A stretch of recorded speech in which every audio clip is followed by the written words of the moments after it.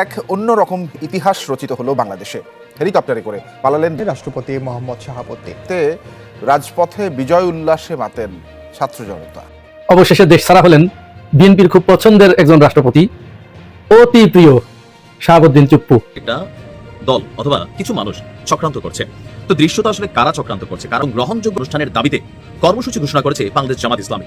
এই দাবিতে রাজপথে নামতে দেশবাসীর প্রতি আহ্বান জানিয়েছে জামাত ইসলাম। আজ এমন কিছু চাল দেয়া হয়েছে সুপার পাওয়ারদের সমীকরণকে সম্পূর্ণ উল্টে দিচ্ছে। একটা চূড়ান্ত লড়াই, একটি সিদ্ধান্তের কারণে চরম অপদস্থ হতে চলেছে।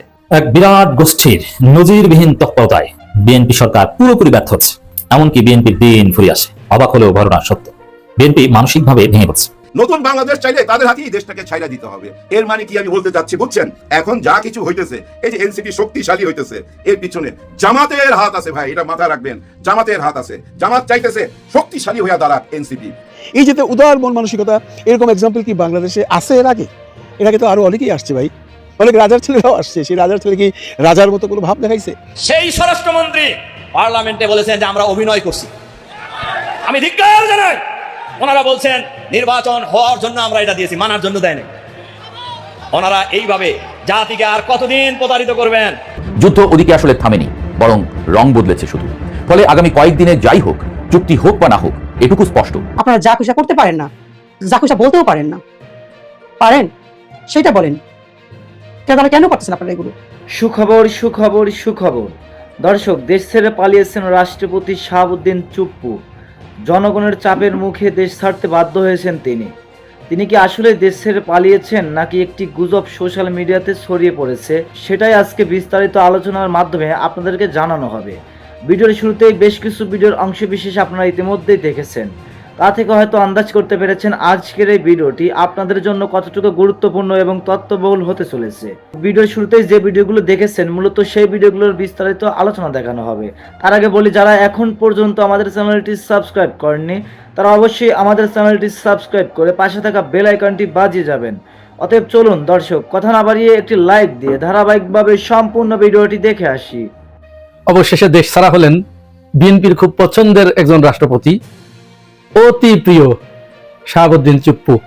তিনি চিকিৎসার জন্য আজ 9 মে শনিবার সকাল 6টায় লন্ডনের উদ্দেশ্যে বাংলাদেশ ত্যাগ করেছেন।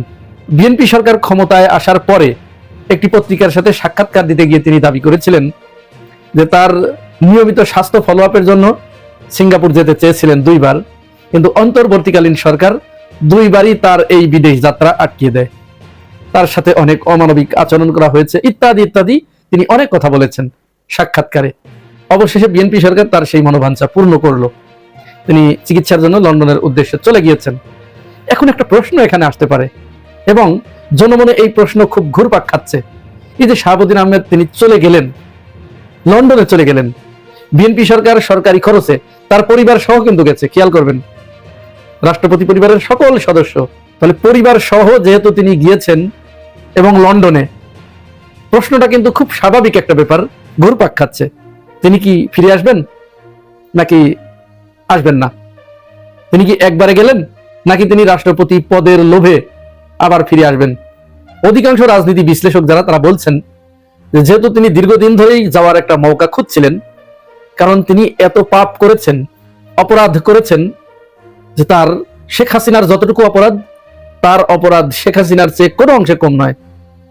কারণ এই বিএনপি সরকারের কথাই যদি বলি, এই শাহাবুদ্দিন চুপ্পু অর্থাৎ আমাদের রাষ্ট্রপতি, বিএনপির অতি পছন্দের রাষ্ট্রপতি, তাকে দিয়েই কিন্তু খালেদা জিয়া, তারেক রহমানের মামলাগুলো দায়ের করা হয়েছিল, মামলাগুলো রুজু করা হয়েছিল, চালু করা হয়েছিল, এবং তিনি তারেক রহমান খালেদা জিয়াকে দুর্নীতিবাজ প্রমাণ করার জন্য সচেষ্ট ছিলেন। শেখ হাসিনা তাকে দুদকে এনেছিলেন, দুদকের চেয়ারম্যান বানিয়েছিলেন। এইখানে এসে তিনি তারেক রহমান এবং খালেদা জিয়ার বিরুদ্ধে দুদকের যতগুলো মামলা ছিল সবগুলো সচল করেছিলেন। শুধু তাই নয়, এই আমাদের শাহাবুদ্দিন চুপ্পু, আমাদের রাষ্ট্রপতি, বিএনপির অতি পছন্দের রাষ্ট্রপতি, তিনি বারবার জিয়াউর রহমানকে মুক্তিযুদ্ধের খেতাব কেড়ে নেবার জন্য আহ্বান জানিয়েছিলেন। স্বাধীনতার ঘোষক শহীদ প্রেসিডেন্ট জিয়াউর রহমান এটি তিনি কখনোই স্বীকার করেন নাই, মানতে চান নাই। শুধু তাই নয়, এই রাষ্ট্রপতি, বিএনপির অতি পছন্দের রাষ্ট্রপতি শাহাবুদ্দিন চুপ্পু, তিনি তারেক রহমানকে অকথ্য ভাষায় গালিগালাজ করেছেন। দেশনেত্রী বেগম খালেদা জিয়াকে অকথ্য ভাষায় গালিগালাজ করেছেন। এই যে এত পরীক্ষা তিনি দিয়েছেন শেখ হাসিনার কাছে, এই পরীক্ষায় উত্তীর্ণ হবার পরেই তিনি যখন শেখ হাসিনার পায়ে ছুঁয়ে সালাম করতে গিয়েছিলেন, তখন তিনি তার সালাম নেন নাই। আবার এই সালাম নেন নাই এটা আবার তিনি বলেছেন, কষ্ট পেয়েছেন, তিনি খুব দুশ্চিন্তায় রাত কাটিয়েছেন যে মাননীয় প্রধানমন্ত্রী আমার সালাম নিলেন না, আমি তার কাছে কোনো অপরাধ করে ফেলেছি কিনা আমি জানি না। সব তার মুখের ভাষা। কিন্তু অবশেষে শেখ হাসিনা তাকে রাষ্ট্রপতির আসনে বসিয়ে ওই পদটি অলংকৃত করেছে এবং তার যাবতীয় অপকর্ম এই শাহাবুদ্দিন চুপ্পুকে দিয়ে বৈধতা তৈরি করেছে। তিনটি নির্বাচন করেছে, আমির নির্বাচন, বিনা ভোটের নির্বাচন এবং নৈশ ভোটের নির্বাচন। এই সবগুলোর বৈধতা এই রাষ্ট্রপতি শাহাবুদ্দিন আহমেদ দিয়েছেন। তো সেই শাহাবুদ্দিন চুপ্পু হঠাৎ করে নির্বাচনের আগ মুহূর্তে বিএনপির কাছে খুবই পছন্দের হয়ে উঠলেন। কেন জানি না বিএনপি তাকে এত পছন্দ করা শুরু করলো যে পৃথিবীর সবকিছু এলোমেলো হতে পারে, সবকিছু ওলট পালট হতে পারে, এই শাহাবুদ্দিন চুপ্পুর ওলট পালট হবার কোনো সুযোগ নেই, তার একটা লোম সোজা করার মতো কেউ নেই। বিএনপি একেবারে সামনে দাঁড়িয়ে গেছে। মহান জাতীয় সংসদে এই শাহাবুদ্দিন চুপ্পু ভাষণ দিয়েছেন। ত্রয়োদশ জাতীয় সংসদের প্রথম অধিবেশনে তিনি রাষ্ট্রপতির ভাষণ দিয়েছেন। বিএনপির নেতা নেত্রীরা তার এই ভাষণের উপরে বিশদ আলোচনা করেছেন, ধন্যবাদ জ্ঞাপন করেছেন। শুধুমাত্র একজন মেরুদণ্ডওয়ালা এমপি এই সংসদে রয়েছেন, আশরাফ উদ্দিন। তিনি বলেছেন, ওই চেয়ারটাকে আমি ধন্যবাদ জানাচ্ছি, ওই চেয়ারটাকে আমি সম্মান জানাচ্ছি, ওই পদটাকে আমি সম্মান জানাচ্ছি, কিন্তু ওই চেয়ারে এই মুহূর্তে যে ব্যক্তি বসে আছে তাকে আমি ধন্যবাদ দিতে পারছি না বলে আমি আন্তরিকভাবে দুঃখিত। একজন ব্যক্তি বলেছেন।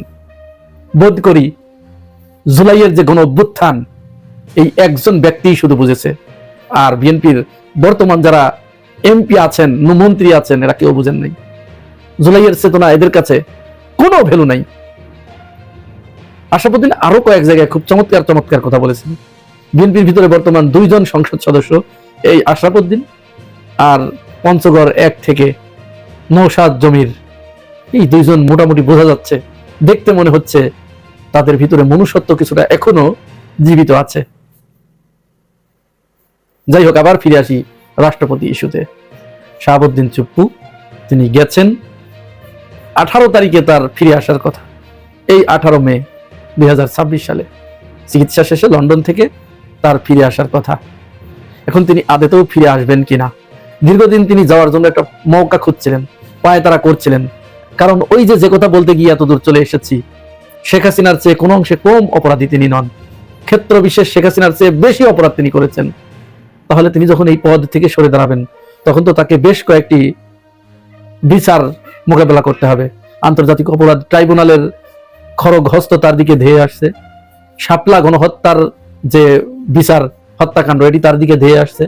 জুলাই গণ অভ্যুত্থানে যে 1400-র মতো শহীদ হয়েছেন, তাদের আত্মাগুলো এই শাহাবুদ্দিন চুপ্পুর দিকে ধেয়ে আসছে। যে 50,000-এর মতো আহত, ক্ষত বিক্ষত, পঙ্গু, হাত হারা, পা হারা, তারা এই শাহাবুদ্দিন চুপ্পুর দিকে এগিয়ে আসছে।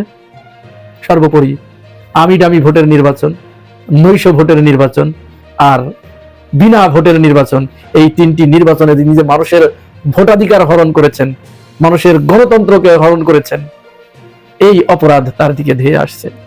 বাংলাদেশের রাজনীতিতে সম্প্রতি এমন এক ঘটনা ঘটেছে যা অনেকের কাছেই একেবারে অবিশ্বাস্য এবং অকল্পনীয় বলে মনে হয়েছে। দীর্ঘদিনের নীরবতার পর অবশেষে মুখ খুলতে বাধ্য হয়েছেন তারেক রহমান। হ্যাঁ, ঠিকই শুনছেন, যে মানুষটি এতদিন ধরে একেবারে গুরুত্বপূর্ণ একটি জাতীয় ইস্যু নিয়েও চুপচাপ ছিলেন, তিনিই হঠাৎ করে নিজের অবস্থান প্রকাশ করতে বাধ্য হলেন। আর এই পরিবর্তনের পেছনে কাজ করেছে জামায়াতে ইসলামীর এক কঠিন, হিসাব করা এবং কৌশলী রাজনৈতিক চাপ। দিনের পর দিন তারেক রহমানের এই নীরবতা সাধারণ মানুষের চোখে ধরা পড়ছিল। শুধু তাই নয়, সোশ্যাল মিডিয়াতেও এ নিয়ে তীব্র সমালোচনা হচ্ছিল। মানুষ প্রশ্ন তুলছিল, এত বড় একটি ইস্যুতে কেন তিনি কোনো বক্তব্য দিচ্ছেন না, কোথায় তার অবস্থান, কেন তিনি এড়িয়ে যাচ্ছেন। এই প্রশ্নগুলো ধীরে ধীরে জনমনে ক্ষোভে রূপ নিতে শুরু করে। এমনকি অনেকেই মনে করছিলেন তিনি হয়তো ইচ্ছাকৃতভাবে এই বিষয়টি পাশ কাটিয়ে যাচ্ছেন। বিএনপির মতো একটি বড় রাজনৈতিক দল, যারা ক্ষমতায় এসেছে মাত্র 1.5 মাসের কিছু বেশি সময় আগে, তাদের কাছ থেকে মানুষ স্বাভাবিকভাবেই স্পষ্ট অবস্থান আশা করেছিল। কিন্তু বাস্তবে দেখা গেল সম্পূর্ণ ভিন্ন চিত্র। বরং জামায়াতে ইসলামীর মতো একটি দল খুব কৌশলের রাজনৈতিক মাঠে নিজেদের উপস্থিতি জোরালো করে তোলে এবং পরিস্থিতিকে নিজেদের অনুকূলে নিতে শুরু শুরু করে। এখানেই তৈরি হয় সেই প্রশ্ন, কিভাবে বিএনপি এমন একটি চালের কাছে কার্যত চাপে পড়ে গেল, আর কেনই বা শেষ পর্যন্ত তারেক রহমান নিজের অবস্থান পরিবর্তন করতে বাধ্য হলেন? এই প্রশ্নগুলোর উত্তর খুঁজতেই আমাদের একটু পেছনে যেতে হবে। সাম্প্রতিক সময়ে জুলাই সনদ নামে একটি গুরুত্বপূর্ণ বিষয়কে কেন্দ্র করে সারা দেশে ব্যাপক আলোচনা শুরু হয়। শুধু সাধারণ মানুষের মধ্যেই নয়, এই ইস্যুটি জাতীয় সংসদ পর্যন্ত গড়ায়। এমনকি সংসদের অন্যান্য কার্যক্রম স্থগিত রেখে এই বিষয় নিয়ে 2 দফা বিস্তারিত আলোচনা হয়, একবার সরকারি দলের প্রস্তাবে, আরেকবার বিরোধী দলের উদ্যোগে। তারিখও নির্দিষ্ট 31 এবং 5। কিন্তু অবাক করার মতো বিষয় হলো, এই গুরুত্বপূর্ণ আলোচনার দিনগুলোতে তারেক রহমান ছিলেন সম্পূর্ণ নীরব। তিনি একটি শব্দ উচ্চারণ করেননি। এমনকি যখন পুরো দেশ এই ইস্যু নিয়ে উত্তপ্ত, তখনও তার কাছ থেকে কোনো প্রতিক্রিয়া পাওয়া যায়নি। এই নীরবতা সাধারণ মানুষের কাছে ধীরে ধীরে রহস্যময় এবং বিরক্তিকর হয়ে ওঠে। এর ফলও খুব দ্রুত দেখা যায়। সোশ্যাল মিডিয়ায় শুরু হয় তীব্র সমালোচনা। কেউ কেউ তাকে ব্যঙ্গ করে বোবা প্রধানমন্ত্রী বলতেও শুরু করে, আবার কেউ কেউ তার নেতৃত্বের সাক্ষমতা নিয়েও প্রশ্ন তোলে। অনেকে সরাসরি তার শিক্ষাগত যোগ্যতা নিয়ে মন্তব্য করে বলেন, এত জটিল বিষয় কি তিনি আদৌ ব্যাখ্যা করতে সক্ষম? আরও কঠিন ভাষায় কেউ কেউ অভিযোগ করে বসেন যে মুখস্থ স্ক্রিপ্ট ছাড়া তিনি নিজে থেকে কিছু বলতে পারেন না। এই ধরনের তীব্র সমালোচনা, ব্যঙ্গ এবং প্রশ্নের মুখে পড়েও দীর্ঘ সময় পর্যন্ত তিনি নীরব ছিলেন, যা পরিস্থিতিকে আরও জটিল করে তোলে। শুধু সাধারণ মানুষ নয়, বিরোধী দলের নেতারাও সংসদের ভেতরে বারবার এই বিষয়টি তুলতে থাকেন। তারা প্রশ্ন করেন, সংসদ নেতা উপস্থিত থাকা সত্ত্বেও কেন তিনি কোনো বক্তব্য দিচ্ছেন না? কেন এই গুরুত্বপূর্ণ বিষয়ে তিনি নিশ্চুপ? সংসদের ভেতরে এই নিয়ে তুমুল তর্ক বিতর্কও হয়েছে, কিন্তু তাতেও যেন কোনো পরিবর্তন আসেনি। তারেক রহমান তখনও নিজের অবস্থানে অটল ছিলেন, নীরব, সংযত এবং প্রকাশ্যে কোনো মন্তব্য থেকে বিরত ছিলেন। কিন্তু রাজনীতির মাঠে সবকিছু এক অবস্থায় থাকে না, পরিস্থিতি দ্রুত বদলে যেতে পারে। আর ঠিক সেটাই ঘটল যখন জামায়াতে ইসলামী সরাসরি মাঠে নামার সিদ্ধান্ত নিল। পরিস্থিতির মোড় ঘুরতে শুরু করে ঠিক তখনই যখন জামায়াতে ইসলামী বুঝতে পারে বিএনপি জুলাই সনদ ইস্যুতে স্পষ্ট অবস্থান না নিয়ে এক ধরনের টালাবাহানা করছে। এই উপলব্ধি থেকেই তারা আর অপেক্ষা না করে সরাসরি মাঠে নামার সিদ্ধান্ত নেয়। তবে তাদের এই নামা ছিল না কোনো হঠকারী বা আবেগ নির্ভর পদক্ষেপ, বরং ছিল অত্যন্ত পরিকল্পিত, সুসংগঠিত এবং কৌশলগত। জামায়াত দেশের বিভিন্ন জেলায় জেলায় কর্মসূচি শুরু করে, কিন্তু লক্ষণীয় বিষয় হলো এটি ছিল না প্রচলিত অর্থে ভাঙচুর, অগ্নিসংযোগ বা সহিংসতার কোনো আন্দোলন, বরং তারা বেছে নেয় সম্পূর্ণ ভিন্ন একটি পথ। তারা গণসংযোগ শুরু করে, মানুষের দ্বারে দ্বারে পৌঁছে যায়, লিফলেট বিতরণ করে, ছোট ছোট সেমিনার ও আলোচনা সভার আয়োজন করে। অর্থাৎ তারা সরাসরি জনগণের মন জয় করার দিকে মনোযোগ দেয়। এই পদ্ধতিটি ছিল অত্যন্ত কার্যকর, কারণ তারা শুধু আন্দোলনই করেনি, বরং একটি নির্দিষ্ট বার্তা খুব পরিষ্কারভাবে মানুষের কাছে পৌঁছে দিতে পেরেছে। আর সেই বার্তাটি ছিল বিএনপি এবং তার নেতৃত্বকে ঘিরে। তারা সাধারণ মানুষের মধ্যে এই ধারণা ছড়িয়ে দিতে সক্ষম হয় যে বিএনপি প্রতিশ্রুতি রক্ষা করে না, তারা দ্বিচারিতা করে এবং তাদের রাজনৈতিক অবস্থান বিশ্বাসযোগ্য নয়। ধীরে ধীরে এই বার্তাটি জনমনে প্রভাব ফেলতে শুরু করে। মানুষ বিষয়টি নিয়ে ভাবতে শুরু করে, আলোচনা করতে শুরু করে এবং এক পর্যায়ে অনেকেই এই বক্তব্যকে সত্য বলে মেনে নিতে শুরু করে। রাজনীতিতে সবচেয়ে বড় শক্তি হলো জনমত, আর সেই জনমত যখন বিপরীতে যেতে শুরু করে, তখন সেটি যে কোনো ক্ষমতাসীন দলের জন্য বড় ধরনের সতর্ক সংকেত। জামায়াত ঠিক এই জায়গাতেই আঘাত করেছে। তারা কোনো বিশৃঙ্খলা সৃষ্টি না করেই, কোনো বড় ধরনের সংঘর্ষে না গিয়েই শুধুমাত্র ধারাবাহিক প্রচারণার মাধ্যমে একটি শক্তিশালী জনমত তৈরি করে ফেলেছে। আর এই জনমতই বিএনপির জন্য সবচেয়ে বড় চ্যালেঞ্জ হয়ে দাঁড়ায়। ভাবুন, একটি সরকার এই স্বল্প সময়ের মধ্যেই যদি সাধারণ জনগণ থেকে শুরু করে রাজনৈতিক প্রতিপক্ষ সবাই তাদেরকে অবিশ্বাস করতে শুরু করে, তাহলে সেই সরকারের জন্য পরিস্থিতি কতটা অস্বস্তিকর হয়ে উঠতে পারে। ঠিক এই বাস্তবতাই সামনে এসে দাঁড়ায় বিএনপির জন্য। তারেক রহমান এবং দলের শীর্ষ নেতারা বিষয়টি খুব দ্রুত অনুধাবন করতে পারেন। তারা বুঝতে পারেন এই অবিশ্বাস যদি আরও গভীর হয়, তাহলে তা ভবিষ্যতে তাদের জন্য মারাত্মক ক্ষতির কারণ হতে পারে। কারণ রাজনীতিতে ইমেজ বা ভাবমূর্তি একবার নষ্ট হয়ে গেলে সেটি পুনরুদ্ধার করা অত্যন্ত কঠিন। এই অবস্থায় সবচেয়ে বড় ভয়ের জায়গাটি ছিল বিশ্বাসযোগ্যতা। মানুষ যদি একবার বিশ্বাস করে ফেলে যে একটি দল কথা রাখে না, তাহলে সেই দলের প্রতিটি ভবিষ্যৎ প্রতিশ্রুতিও প্রশ্নবিদ্ধ হয়ে যায়। জামায়াতের প্রচারণা ঠিক এই বিশ্বাসযোগ্যতার জায়গাটিকেই টার্গেট করেছিল এবং সেখানেই তারা সফল হয়েছে। অনেকের মধ্যেই তখন এমন ধারণা তৈরি হতে শুরু করে যে তারেক রহমান গণভোটে একটি অবস্থান নিলেও বাস্তবে হয়তো ভিন্ন কিছু করার পরিকল্পনা করছেন। কেউ কেউ ভাবতে থাকে জুলাই সনদকে হয়তো শেষ পর্যন্ত বাস্তবায়নই করা হবে না, বরং কোনো না কোনোভাবে এটি পাশ কাটিয়ে যাওয়ার চেষ্টা করা হবে। এই সন্দেহ এবং অবিশ্বাসী ধীরে ধীরে বড় সংকটে রূপ নিতে থাকে। এমন পরিস্থিতিতে চুপ করে থাকা আর সম্ভব ছিল না, কারণ নীরবতা তখন আর কৌশল হিসেবে কাজ করছিল না, বরং সেটি দুর্বলতা হিসেবে ধরা পড়ছিল। আর এই চাপই শেষ পর্যন্ত তারেক রহমানকে নিজের অবস্থান স্পষ্ট করতে বাধ্য করে। অবশেষে তিনি মুখ খোলেন, এবং শুধু মুখই খোলেন না, বরং সম্পূর্ণ ভিন্ন এক সুরে কথা বলেন। ঢাকা সেনানিবাসে প্রধানমন্ত্রীর এক দরবারে বক্তব্য দিতে গিয়ে তিনি স্পষ্টভাবে ঘোষণা করেন যে জুলাই সনদে যেভাবে স্বাক্ষর করা হয়েছে তার প্রতিটি দফা বাস্তবায়নের সরকার বদ্ধপরিকর। এই বক্তব্যের মাধ্যমে তিনি একটি পরিষ্কার বার্তা দিতে চেয়েছেন, সরকার কোনো ধরনের আংশিক বাস্তবায়নের পথে যাবে না, বরং চুক্তিতে যেভাবে উল্লেখ আছে ঠিক সেভাবেই সেটি কার্যকর করা হবে। অর্থাৎ এখানে আর কোনো ব্যর্থতা রাখা হলো না। রাজনৈতিক বিশ্লেষকদের মতে এই ঘোষণাটি ছিল একটি গুরুত্বপূর্ণ মোড়। বিশেষ করে গণভোটের প্রেক্ষাপটে এটি একটি ইতিবাচক সংকেত হিসেবেই দেখা হয়, কারণ গণতান্ত্রিক ব্যবস্থায় জনগণের মতামতের ভিত্তিতে গৃহীত কোনো সিদ্ধান্ত বাস্তবায়ন করা সরকারের দায়িত্ব। এটাই স্বাভাবিক প্রত্যাশা। তবে এখানেই একটি বড় প্রশ্ন উঠে আসে, কারণ খুব বেশি দিন আগের কথা নয়, বিএনপির অনেক শীর্ষ নেতা এই জুলাই সনদ ইস্যুকে তেমন গুরুত্বই দেননি। কেউ কেউ এটিকে তাচ্ছিল্যের সুরে উড়িয়ে দিয়েছিলেন। এমনকি বলা হয়েছিল এটি বড়জোর অতীতের কোনো রাজনৈতিক রূপরেখার মতো একটি বিষয়, এর বেশি কিছু নয়। কিন্তু সময়ের ব্যবধানে সেই একই নেতারাই এখন সম্পূর্ণ ভিন্ন অবস্থান নিতে বাধ্য হচ্ছেন। তারা বলছেন জুলাই সনদ অক্ষরে অক্ষরে বাস্তবায়ন করা হবে। এই হঠাৎ পরিবর্তনের পেছনে যে চাপ কাজ করেছে সেটি এখন আর কারো অজানা নয়। এখন সবচেয়ে গুরুত্বপূর্ণ প্রশ্নটি হলো, জামায়াতের এই জেলা পর্যায়ের শান্তিপূর্ণ কর্মসূচি দেখে তারেক রহমান এতটা চাপে পড়লেন কেন? বাস্তবে তো দেখা গেছে এই আন্দোলনের কারণে দেশের স্বাভাবিক কার্যক্রমে তেমন কোনো বিঘ্ন ঘটেনি। কোথাও বড় ধরনের যানজট তৈরি হয়নি, সহিংসতা বা বিশৃঙ্খলার ঘটনাও ঘটেনি। সবকিছুই ছিল নিয়ন্ত্রিত, সুশৃঙ্খল এবং পরিকল্পিত। তাহলে ভয়ের কারণটা কোথায়? এর উত্তর একটাই, বিশ্বাসযোগ্যতা। রাজনীতিতে সবচেয়ে বড় সম্পদ হচ্ছে মানুষের বিশ্বাস, আর সেই বিশ্বাস যখন টলতে শুরু করে তখন সেটি যে কোনো সরকার বা রাজনৈতিক দলের জন্য সবচেয়ে বড় হুমকি হয়ে দাঁড়ায়। জামায়াতের ধারাবাহিক প্রচারণার ফলে সাধারণ মানুষের মনে একটি ধারণা শক্তভাবে গেঁথে যেতে শুরু করেছিল, বিএনপি হয়তো তাদের দেওয়া প্রতিশ্রুতি রক্ষা করবে না। মানুষের মধ্যে এমন কথাও ছড়িয়ে পড়ে যে গণভোটে সমর্থন দিলেও বাস্তবে হয়তো তারেক রহমান ভিন্ন কোনো পরিকল্পনা করছেন। কেউ কেউ সন্দেহ করতে শুরু করে জুলাই সনদকে হয়তো ধীরে ধীরে অকার্যকর করে দেওয়া হবে, কিংবা কোনো কৌশলে এটি পাশ কাটিয়ে যাওয়া হবে। এই যে অবিশ্বাসের বীজ রোপিত হচ্ছিল, সেটিই ছিল সবচেয়ে বড় বিপদের সংকেত। তারেক রহমান ঠিক এই জায়গাটি উপলব্ধি করেছিলেন। তিনি বুঝতে পেরেছিলেন যদি এখনই পরিস্থিতি নিয়ন্ত্রণে আনা না যায় তাহলে ভবিষ্যতে এর প্রভাব আরও গভীর হতে পারে। তাই নিজের ভাবমূর্তি রক্ষা করা এবং রাজনৈতিক অবস্থান টিকিয়ে রাখার স্বার্থেই তাকে প্রকাশ্যে এসে প্রতিশ্রুতি দিতে হয়েছে। তবে এখানেই শেষ নয়, এখন নতুন করে আরেকটি প্রশ্ন সামনে চলে আসে। তিনি যে প্রতিশ্রুতি দিলেন সেটি কি সত্যিই বাস্তবায়িত হবে, নাকি এটি শুধুই পরিস্থিতি সামাল দেওয়ার একটি কৌশল? এই প্রশ্নের পেছনেও রয়েছে অতীতের কিছু অভিজ্ঞতা। কারণ এর আগেও বিএনপি এবং তাদের নেতৃত্বের বিরুদ্ধে এমন অভিযোগ উঠেছে যে তারা অনেক সময় প্রতিশ্রুতি দিলেও সেটি বাস্তবায়ন করেনি। উদাহরণ হিসেবে তত্ত্বাবধায়ক সরকারের ইস্যুটি প্রায়ই আলোচনায় আসে। অতীতে যখন এই বিষয়টি নিয়ে ঐক্যমত তৈরি হয়েছিল তখনও পরে সেই অবস্থান থেকে সরে যাওয়ার অভিযোগ রয়েছে। এই ইতিহাস মাথায় রেখেই অনেকেই এখন সতর্ক অবস্থান নিচ্ছেন। তারা বলছেন শুধু কথাই নয়, বাস্তবায়নের মাধ্যমে প্রমাণ দিতে হবে। এক বিরাট গোষ্ঠীর নজিরবিহীন তৎপরতায় বিএনপি সরকার পুরোপুরি ব্যর্থ হচ্ছে। এমনকি বিএনপির দিন ফুরিয়ে আসে। অবাক হলেও ঘটনা সত্য। বিএনপি মানসিকভাবে ভেঙে পড়ছে এবং বিএনপি দেশ চালাতে পারছে না। বিএনপি একটা ইমোশনাল সার্কেলে ঘুরপাক খাচ্ছে। দেশ চালানোর যে বাস্তবতা তাদের মধ্যে এখন আর নাই, এবং বিএনপির মধ্যে যে স্মার্টনেস দরকার, যে দৃঢ়তা দরকার, কিছুই নেই। বিএনপি যে দেখছেন সরকার, এটা একটা তাসের ঘর। জামাত ফু দিলেই বিএনপি উড়ে যাবে, কিন্তু জামাত ফু দিবে না। কারণ জামাত একটা স্থিতিশীলতা চায়, গণতন্ত্রকে প্রাতিষ্ঠানিক রূপ দিতে চায়। কিন্তু বাস্তবতা অনেক কঠিন। জামাত না চাইলেও ভয়াবহ এক পরিস্থিতির মুখে বিএনপি সরকার, তাদের দিন ফুরিয়ে আসে। মির্জা ফখরুল সহ বেশ কয়েকজন ব্যক্তির বক্তব্যের সূত্র ধরে আমি আলোচনা করছি। মির্জা ফখরুল বলেছেন দেশে একটা হতাশাবাদী গোষ্ঠী আছে। মির্জা ফখরুল, হ্যাঁ, একটা বিরাট গোষ্ঠী, সেই গোষ্ঠীর পরিচয় নিয়ে আসে। এখানে জামাতকে ইঙ্গিত করেছেন, কিন্তু আমি আসছি সেই গোষ্ঠী কারা। সেই গোষ্ঠীর পরিচয় একটু শুরুতে দিই। ওই যে সালাউদ্দিন আহমেদ মিরপুর স্টেডিয়াম খেলা দেখতে গিয়েছেন, তখন যারা ভুয়া ভুয়া স্লোগানে পুরো মিরপুর স্টেডিয়াম প্রকম্পিত করেছিল, ওই গোষ্ঠীর মূল অংশ তারা, জেনজি। এই গোষ্ঠীর তৎপরতায় বিএনপি টিকতে পারবে না। আমি আসছি সেদিকে। আর এই তৎপরতা যে কতটা বিধ্বংসী হতে পারে, ওই যে মিরপুর স্টেডিয়ামে স্লোগান ভুয়া ভুয়া সালাউদ্দিন, আবার শিক্ষামন্ত্রীকে এই গোষ্ঠী, এই তরুণী জেনজি বলছে। এটা কোনো দল না, এটা একটা জেনারেশন। শিক্ষামন্ত্রী ভাষা ও আচার ব্যবহার ভালো করতে বললেন মেহনাজ, জুলাই যোদ্ধা মেহনাজ। শিক্ষামন্ত্রীকে দেখলে খুব উগ্র মনে হয়। এই গোষ্ঠী সেই গোষ্ঠী। এবং হতাশ হয়ে মির্জা ফখরুল বলছেন আমাদের রাজনীতি সুন্দর না, পরিচ্ছন্ন না। হ্যাঁ, সুন্দর না, পরিচ্ছন্ন না, আপনারা টিকতে পারবেন না। এই অসুন্দর পরিবেশে আপনারা টিকতে পারবেন না। দেখেন, প্রথম হচ্ছে যে এটা আপনি খারাপ বলতে পারেন, আবার অন্যভাবে বলতে পারেন, বাট রিয়ালিটি খারাপ হলেও এটি সত্য।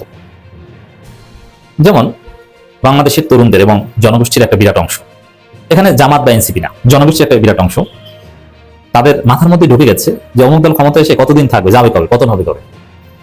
মানে আমাদের বাংলাদেশিদের, নাগরিকদের মাথার মধ্যে এই চিন্তাটা একদম আউট হয়ে গেছে যে একটা দল এসেছে মানে 5 বছর, আমাদের হিসাব করতে হবে 5 বছর পরে কি না।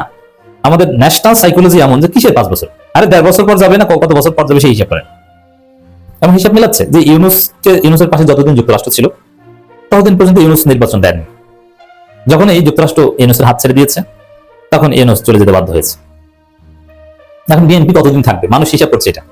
বিএনপি তো যাওয়ার সময় হয়ে গেছে। আমাদের যে Gen Z, it's almost negative but reality. এরা কেউ কিছু করলে এর জীবন তামাতামা করে দেয়। অনলাইনে বুলিং করে মানুষ তাকে আত্মহত্যার দিকে ঠেলে দিতে পারে। এই যে আমি দেখালাম শিক্ষামন্ত্রী, তিনি ফাটাকৃষ্টগিরি দেখাচ্ছেন, অথচ তাকে উগ্র টুগ্র বলে তার আচরণকে কিভাবে পোর্ট্রেট করা হচ্ছে আপনি দেখছেন। এবং এই জেনারেশনটা সমালোচনা করে, বুলিং করে, কাউকে ধসিয়ে দিতে পারে। হাসিনাকে ধসিয়ে দিয়েছে, দেখেছেন না? তাই বিএনপির বিরুদ্ধে এরকম এই জেনজি জেগে উঠছে এবং বিএনপির কার্যক্রমকে এমনভাবে ট্রল করছে। খাম্বা নিয়ে এমন গান তৈরি করছে, ও খাম্বা তুমি শুনতে কি পাও ইত্যাদি ইত্যাদি।